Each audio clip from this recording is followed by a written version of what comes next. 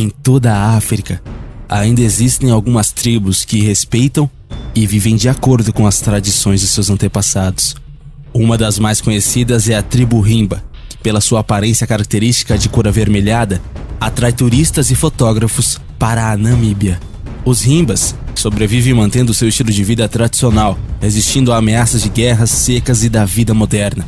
No vídeo de hoje, você vai conhecer um pouco mais sobre esta tribo. Veja agora algumas curiosidades sobre a tribo Himba.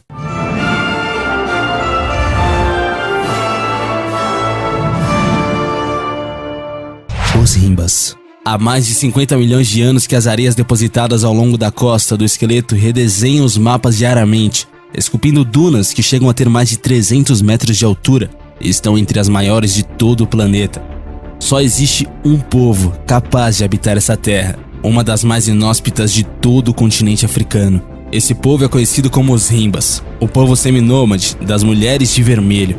Os Himbas são um grupo étnico de cerca de 20 mil a 50 mil pessoas. Pastoriam e falam a língua Otji-Himba, um dialeto hereiro, desde o século XV, que vivem próximos ao rio Cunene, que marca a fronteira entre Namíbia e Angola, mas circulam livremente entre os dois países. Para eles, não existem fronteiras, vagueiam pelo deserto como os leões e os elefantes. Chegam a caminhar até 80 quilômetros em busca de água para o gado. As mulheres são célebres por se apresentarem cobertas com otigize, uma mescla de gordura de manteiga ou animal e ocre, possivelmente para se proteger do sol e vento. Essa mistura deixa suas peles em uma tonalidade avermelhada, simbolizando a cor da terra vermelha e do sangue, que representa a vida, e é consistente com o ideal da beleza Himba. As mulheres também traçam o cabelo e cobrem-no com a mesma mistura de ocre. A tribo Himba é uma das mais encantadoras da África. É um matriarcado no seu expoente máximo, pois quem manda são as mulheres. Elas são as donas dos filhos, das casas, do gado e de todos os utensílios que existem nas aldeias. O povo Himba pratica culto aos ancestrais, sendo considerado por alguns antropólogos como um monoteísmo evoluído. A sua divindade tem como nome de Mukuru, e os Himbas usam um fogo ancestral para comunicar com os espíritos dos seus antecessores. De acordo com a religião do povo Himba, Mukuru criou o homem, a mulher e o gado a partir da mesma árvore. Ao contrário da maioria das religiões monoteístas, Mukuru não tem um poder ilimitado e os antepassados também podem influenciar fortemente o mundo dos vivos e o que nele acontece.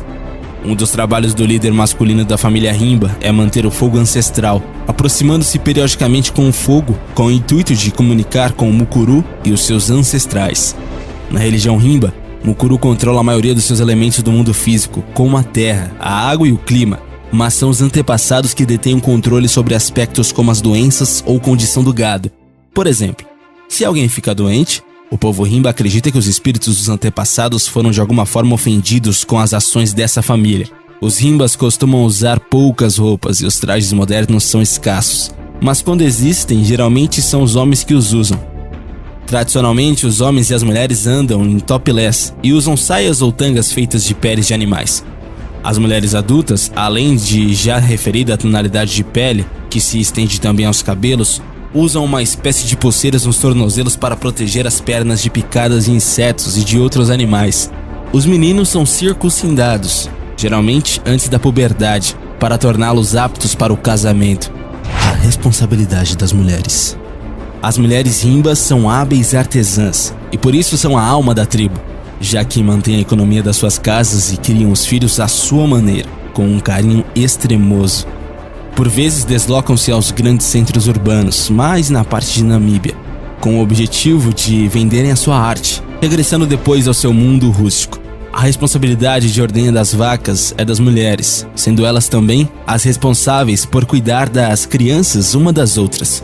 As mulheres tendem a realizar tarefas mais árduas que os homens, como o transporte de água para as casas da aldeia e até tarefas de construção.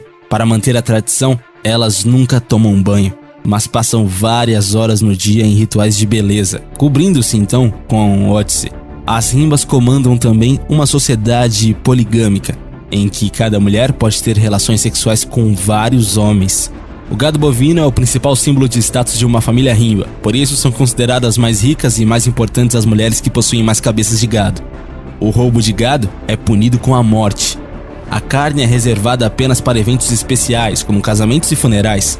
Quando um Himba morre, mata-se uma parte do seu gado e as cabeças são empilhadas ao lado de sua sepultura para proteger o seu espírito.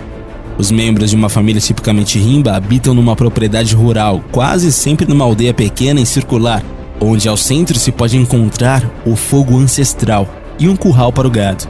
Tanto o fogo e o gado estão intimamente ligados à sua crença no culto aos ancestrais. Quando os missionários alemães que colonizaram o norte da Namíbia lhes quiseram fazer ver a vergonha de andar vestidos com pouca roupa e que seus hábitos e tradições não eram os mais adequados, os Himbas retiraram-se para o mais profundo do deserto e assim não se deixaram contaminar com a forma de pensar dos missionários, que nunca entenderam que a religião que eles estavam a querer impor ia acabar por modificar as suas ancestrais raízes e tradições, que felizmente perduram até os dias de hoje.